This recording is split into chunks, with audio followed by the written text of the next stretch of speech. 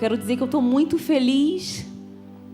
Quando o pastor Leonardo me convocou, Maristela, você precisa dar uma palavra lá. Eu quero que você dê uma palavra. Eu falei, no primeiro momento eu falei assim, não, Léo, para mim não. Eu não quero não. Passa para outra. Ele falou, não, eu quero que você seja usado. E logo depois que ele falou isso para mim, o Espírito de Deus, ele queimou no meu coração uma palavra. E eu falei, meu Deus, uma palavra tão conhecida, mas eu não queria falar sobre essa palavra, porque eu amo, quem me conhece, as minhas irmãs sabem que eu amo estudar as mulheres da Bíblia, porque as mulheres da Bíblia, elas nos dão tantos exemplos. Eu consigo ser uma esposa melhor, uma mãe melhor para os meus filhos, uma filha melhor, através dos exemplos da Bíblia. Mas Deus me levou para falar sobre um profeta que ele foi conhecido como um profeta desobediente. Eu quero falar sobre Jonas. Jonas foi um profeta que foi muito importante para Deus. Jonas, ele tocou no meu coração, porque muito antes da palavra ser alcançada para vocês, ela precisa ser tocada, transformada no pregador. Porque nós precisamos entender, igreja, que o verdadeiro evangelho do Senhor, ele precisa ferir a nossa carne. O verdadeiro evangelho do Senhor, ele precisa machucar a vontade humana. Porque uma vez eu li que quando nós entregamos nossa vida a Jesus, o meu eu precisa morrer. Isso é verdade. Porque a gente está falando de um Deus maravilhoso, dono de tudo, que tem algo extraordinário para a minha vida e para a vida de cada um de vocês. Então nós precisamos entender que a minha vontade, ela precisa morrer, para que eu possa viver o melhor da minha vida, que é viver o Evangelho do Senhor. Eu queria ler Jonas 1:1. Certo dia o Senhor, Deus, disse a Jonas, filho de Amitai: apronte-se, vai à grande cidade de Nínive e grite contra ela, porque a maldade daquela gente chegou aos meus ouvidos. 3. Jonas se aprontou, mas fugiu do Senhor, indo na direção contrária.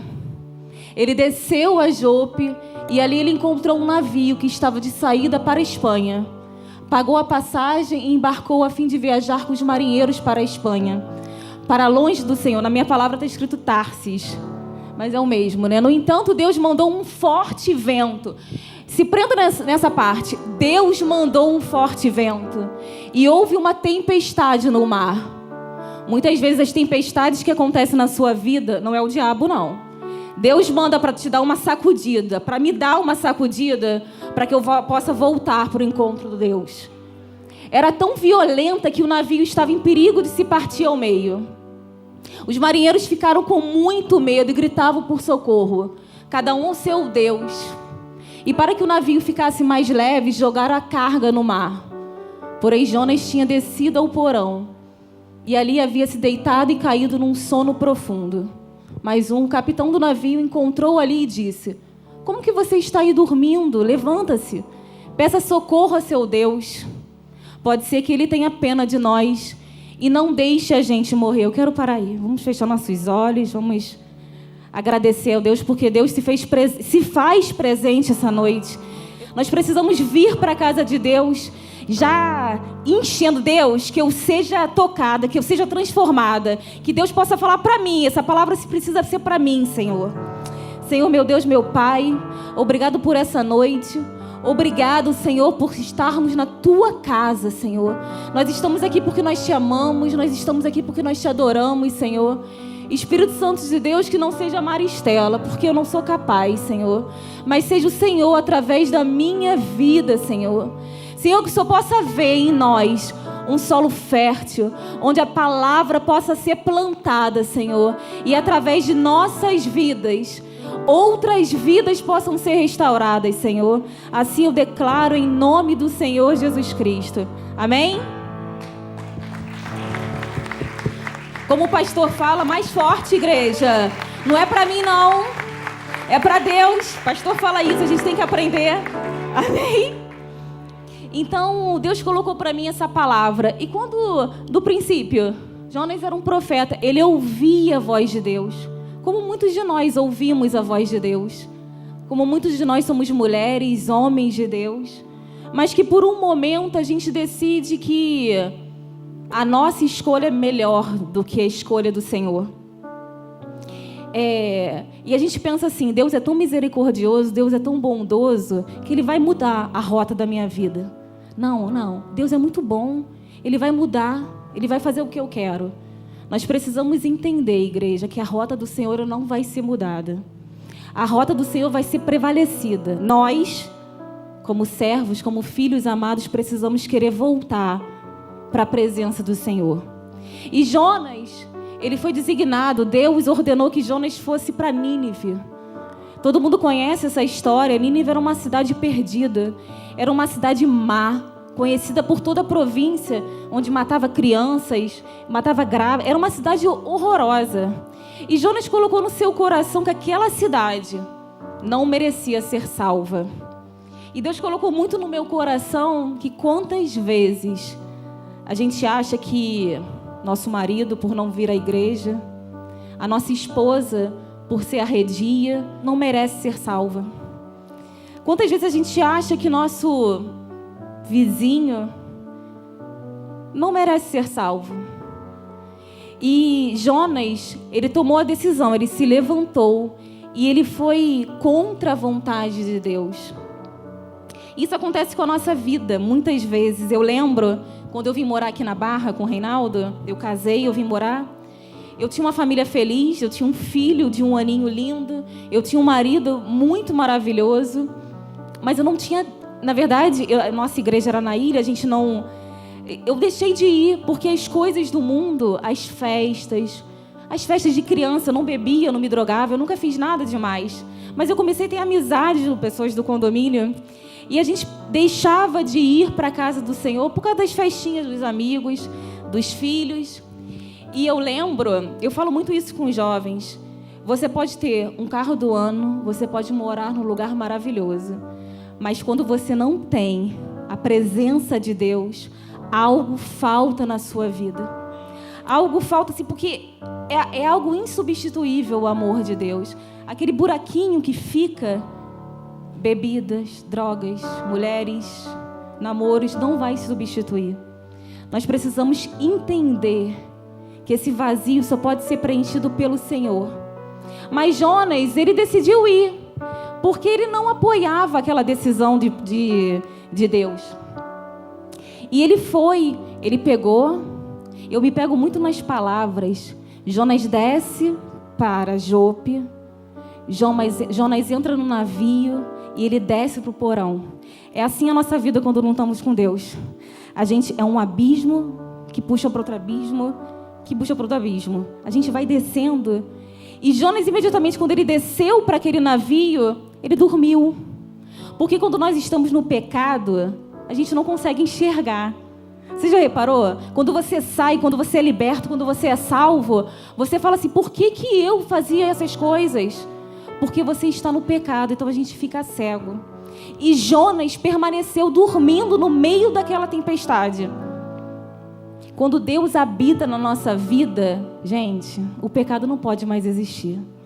A nossa vontade não pode mais prevalecer. Mas, Maristela, é tão difícil. A caminhada com o Senhor não é fácil, mas é uma caminhada prazerosa. É uma caminhada que a gente tem a certeza que Deus vai transformar. É um Deus de transformação, a gente lê. Por isso que é importante essa Bíblia ser nosso manual, igreja. Nós precisamos nos alimentar dessa palavra, para que a gente possa viver os melhores momentos da nossa vida. Amém? E Jonas desceu naquele navio e houve uma grande tempestade. E a palavra de Deus fala que Deus mandou aquela tempestade. Muitas vezes Deus manda tempestades sim na nossa vida, para que a gente possa acordar e ver que a gente precisa voltar para a rota de Deus. Porque o caminho sem Deus, você se sente um nada. Mas Jonas, por ser um profeta, Maristela, por ser uma mulher de Deus, muitas vezes a gente acha que eles não merecem. Jonas, eu e você somos pecadores. E todos são merecedores da palavra, de eu viver esse evangelho. O evangelho do Senhor é de graça. Deus tem misericórdia para todos. Não importa se te fez mal, se te fez bem. Você precisa querer salvar os seus amigos e os seus inimigos. Amém? Eu lembro quando meu pai estava doente, a nossa casa ela tinha paz, porque a gente estava num momento com o Senhor. Hoje a gente estava lembrando que é aniversário da minha rainha ali. E a gente, por mais que a gente tenha pessoas doentes na nossa casa, todo mundo que tem uma pessoa doente dentro de casa vai entender que é difícil demais cuidar. Mas quando a gente tem Deus, Deus traz paz. E foi o melhor momento da minha vida, porque a gente cuidava do nosso paizinho e a gente não teve nenhum trauma. Apesar de cuidar, de vê-lo, desde muito nova, de dar banho, Deus trazia paz para a minha vida. Nós precisamos entender que a desobediência ela traz consequências na nossa vida. Em Mateus, eu queria que abrisse Salmos 81, 10. Eu sou o Senhor, Deus de vocês, sou aquele que os tirou da terra do Egito. Abram a boca e eu os alimentarei. Mas o meu povo não quis me ouvir, Israel não me obedeceu. Portanto, eu deixei que eles andassem nos seus caminhos de teimosia e que fizessem o que queriam. Como gostaria que o meu povo me ouvisse, que o povo de Israel me obedecesse. Eu derrotaria logo os seus inimigos e castigaria todos os seus adversários. Aqueles que me odeiam se curvariam diante de mim, e o castigo deles duraria para sempre. Mas a vocês eu daria o melhor trigo, e os alimentaria com o mel do campo, até que ficasse satisfeito. Assim, amém, igreja? É a palavra do Senhor. É assim. Nós precisamos entender que a desobediência nos priva de viver o melhor momento com Deus. Quando a gente é desobediente a Deus, a gente não vai viver o melhor de Deus. A gente vai viver tempestades em cima de tempestades. E Jonas, os marinheiros, eles começaram a jogar as coisas fora do barco. Você já sabe essa palavra. E eles começaram a jogar para tentar equilibrar aquele barco, para tentar não destruir. É assim a nossa vida. Quando a gente aceita Jonas na nossa vida, quando a gente é um Jonas, a gente começa a perder, a gente começa a ter feridas na nossa alma, a gente começa a perder coisas que seriam tão importantes. E eles, até que uma hora eles falaram, não, mas é uma sorte de alguém. E eles lembraram que tinha um Jonas ali, que tinha Jonas. E eles perguntaram, quem é você? Da onde você veio? E ele falou, ele não roubou, ele não mentiu a sua identidade. Ele falou que era um hebreu, ele falou que servia um Deus vivo. E eles falaram, porque apesar de não crerem naquele Deus, eles temiam muito a Deus. E eles falaram, por que você fez isso? Ora para eles. Ele falou, não adianta. Vocês precisam me lançar ao mar para que aquela tempestade passasse. Mas os marinheiros ainda tentaram não lançar ele. Mas Jonas, chegou uma hora que eles tiveram que lançar, e Jonas foi lançado no mar. E eu vejo que Jonas, quando a gente não tem Deus, a gente no final da nossa vida, a gente vai desejar a morte. Porque Jonas preferia morrer do que salvar aquela cidade. A gente está falando de uma cidade de mais de 120 mil habitantes. Era uma cidade que não conhecia Jesus. Mas Jonas preferia a morte do que salvar eles. E Deus falou muito comigo, Maristela. Aquelas vezes que você não queria ligar para a pessoa, que você acha que ela não merece. Ela merece. Deus quer te usar. Deus quer me usar. Deus quer usar você que está nos assistindo, para que você, através da sua vida, possa salvar outras vidas. Essa passagem ela nos ensina que a salvação só vem através do arrependimento. Jonas acreditava que aquele povo não merecia, mas diferente de Jonas, Deus tinha certeza que aquele povo merecia sim. Nós somos salvos pelo sangue do Cordeiro, nós somos salvos pela graça do Senhor. A graça do Senhor nos basta, igreja. Por que é muito fácil eu falar, não, mas ele não merece não. O meu marido não merece salvação não. O meu filho, minha mãe não merece salvação não. Ela me maltrata, ela não me deu amor. A gente tem que parar de julgar. A gente não sabe qual foi a história dessas pessoas. E Deus por ser misericordioso, ele quis salvar aquele povo. E muito antes de querer salvar Nínive, ele queria salvar os Jonas. Porque talvez se ele não tivesse usado Jonas pereceria, Jonas morreria.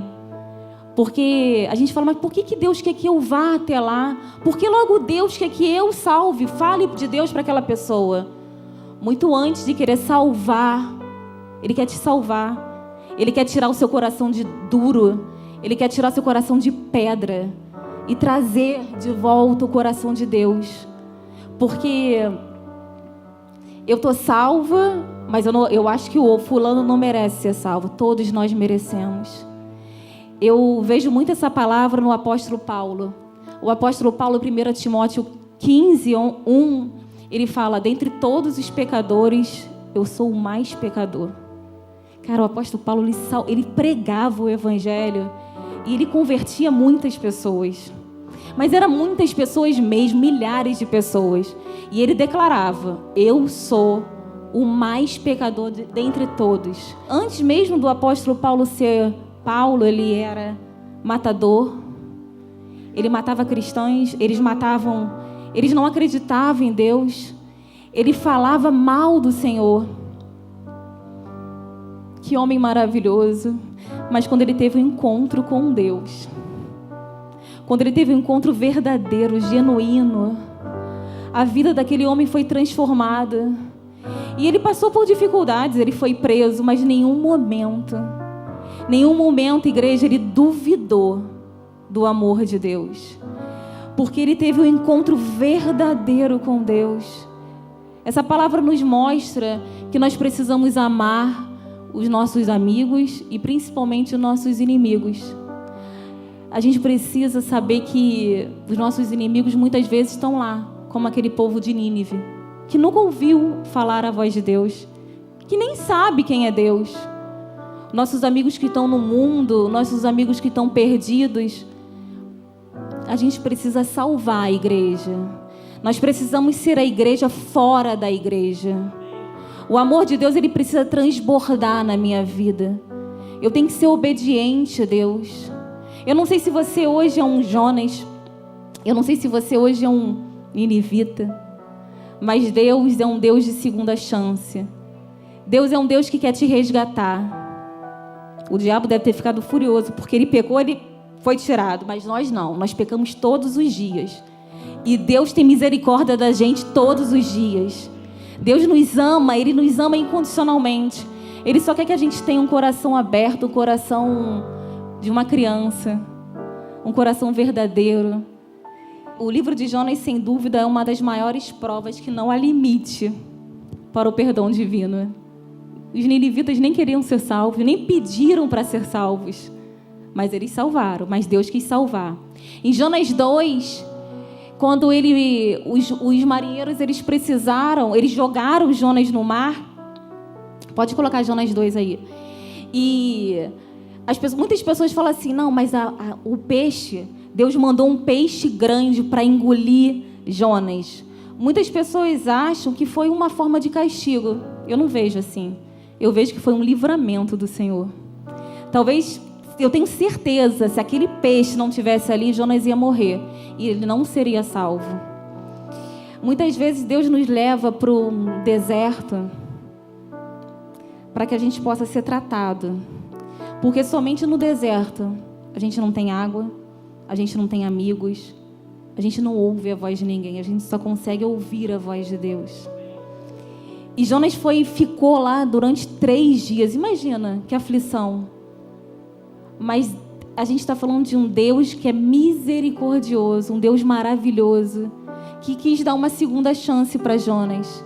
E Jonas falou no capítulo 2, ali de dentro do peixe, Jonas orou ao Senhor, seu Deus, dizendo: ó Senhor Deus, na minha aflição clamei por socorro, e tu me respondeste. Do fundo do mundo dos mortos gritei pedindo socorro, e tu ouviste a minha voz. Tu me atiraste no abismo, bem no fundo do mar. Ali as águas me cercaram por todos os lados, e todas as tuas poderosas ondas rolavam sobre mim. Que Deus maravilhoso é esse? A gente está falando de um profeta que conseguia ouvir a voz de Deus, mas ele não quis servir a Deus. Mas Deus quis dar uma segunda chance para ele. Deus está te convidando, igreja, para que... Não importa, Deus não te chama, diferentemente do diabo, Deus não te chama pelo seu pecado, Deus te chama pelo seu nome. Deus te convida para que você volte. Nós precisamos voltar para a casa de Deus. Nós precisamos voltar para a presença do Senhor. Porque é só através da presença de Deus nós somos transformados. E Deus quer nos usar, igreja. Deus quer usar eu e você para que a gente possa falar de Deus para as pessoas. E Jonas ali no meio daquela aflição, ele entendeu do poder de Deus. Ele entendeu que ele teria que fazer a vontade do Senhor. Jonas 3. Deus volta a falar com Jonas. Jonas, volta e pregue a palavra para Nínive. E Jonas voltou. Mas não pense você que o peixe cuspiu Jonas em Nínive. Não, não é fácil assim. Todo o processo passa dor. Todo o processo é difícil. Nós somos barro na mão do oleiro. E quando para a gente ser transformado, a gente precisa ser amassado. A gente precisa ser mudado. Deus precisa moldar a tua vida. O evangelho do Senhor, ele não tem que trazer paz, ele não tem que trazer um confortinho bom. Não, não. O evangelho do Senhor, ele precisa trazer a realidade para a tua vida. Você precisa tirar a máscara, assim como eu tirei, assim como eu tenho tirado. Eu não tenho que amar somente aqueles que me amam, aqueles que eu amo. Eu tenho que amar as pessoas que falam mal de mim. Eles, tadinho deles, eles não entendem a palavra do Senhor. E Jonas ele decidiu. Mas a gente precisa se arrepender. Não importa o que você já fez. Não importa quem você é. Para Deus, você é maravilhoso. Você é um filho amado. Deus, Jonas e você já fomos salvos pelo sangue do Cordeiro, igreja. Ele quer resgatar. Ele é o Criador, nós somos a criatura. Eu lembro que quando eu casei com o Reinaldo, e meu pai também tinha essa mania, né, Márcia? Eles adoravam plantar árvore. E o Reinaldo plantou uma mangueira no meu jardim da minha mãe lá na ilha. E a gente logo se mudou para cá, para Barra. E ele falava assim, Marcela, vê lá minha árvore, vê se está dando manga. E às vezes ele pegava no Google e ficava pesquisando como que estava a árvore dele. A mesma coisa era meu pai. Ele plantou um coqueiro, eu lembro que ele chegava do trabalho. Ele cuidava daquele coqueiro como se fosse um filho dele. Ele colocava sal grosso em volta. Aí ele via, está morrendo, vou perguntar como que a gente faz para salvar. Aí ele vinha com outro produto. Não, filhas, vocês vão beber a minha água de coco daqui. Imagina Deus, que é nosso Pai, que nos criou, que quer nos salvar o tempo inteiro, igreja. Deus é um Deus maravilhoso. É um Deus que mudou a minha vida. É um Deus que mudou a minha história.